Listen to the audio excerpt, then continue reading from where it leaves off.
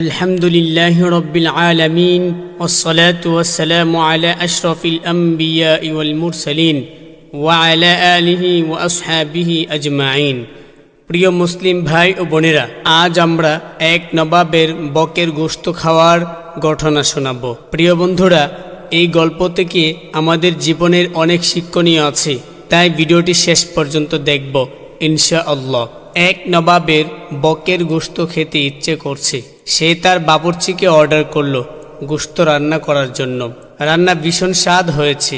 প্রথমে তিনি একখানা রান খেলেন, দারুণ স্বাদ লেগেছে। তখন আরও একখানা রান পাতে তুলে দিতে বললেন বাবুর্চিকে।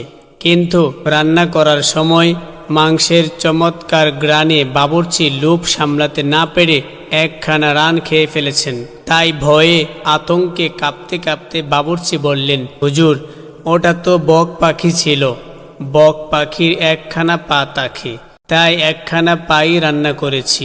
নবাব সাহেব বাবুর্চির কথা শুনে রেগে লাল হয়ে গেলেন। বললেন, ছোসা কোথাকার, তুই কোন সাহসে একখানা রান খেয়ে ফেললে? এখন মিথ্যা কথা বলছিস?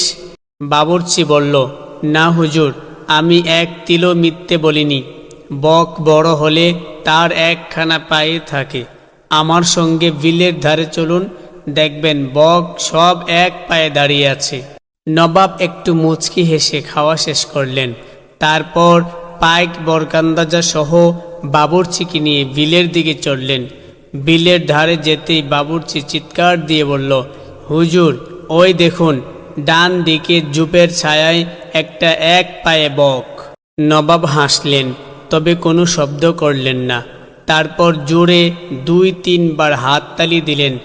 ঘাসের জুপের ছায়ায় আরামে জিমুতে থাকা বকটি হাততালির শব্দে ভয় পেয়ে উড়াল দিল, আর তখনই তার 2খানা পা বেরিয়ে পড়ল। নবাব এবার অট্ট হাসি দিয়ে বললেন, কি হে বাবুর্চি, বকের তো দেখি 2খানাই পা। বাবুর্চি বলল, হুজুর, আপনি তো হাততালি দেওয়াতেই 2খানা পা বের হলো। ইস, সেদিন খাবারের সময় কেন যে হাততালি দিলেন না হুজুর, দিলেই 2খানা রান পাওয়া যেত। নবাব বেশ মজা পাচ্ছিলেন, পরিস্থিতিটা তিনি উপভোগও করছিলেন। তাই হাসতে হাসতে বললেন, আমি কি জানতাম যে হাততালি দিলেই 2খানা রান পাব? জানলে কি আর হাততালি না দিতাম? কিন্তু বাবুর্চি, আমি না হয় বোকার মতো হাততালি দেইনি, তুমি তো দিতে পারতে, তাহলে তো আমি 2খানা রানই খেতে পারতাম। বাবুর্চি বলল, হুজুর, আমার কি অতটুকু বুদ্ধিও নেই?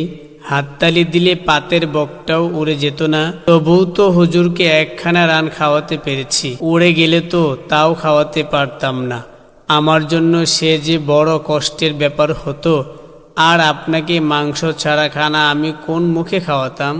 প্রিয় বন্ধুরা, গল্পটি শুনে আপনাদের কেমন লেগেছে অবশ্যই কমেন্ট বক্সে আমাদেরকে জানাবেন ইনশাআল্লাহ।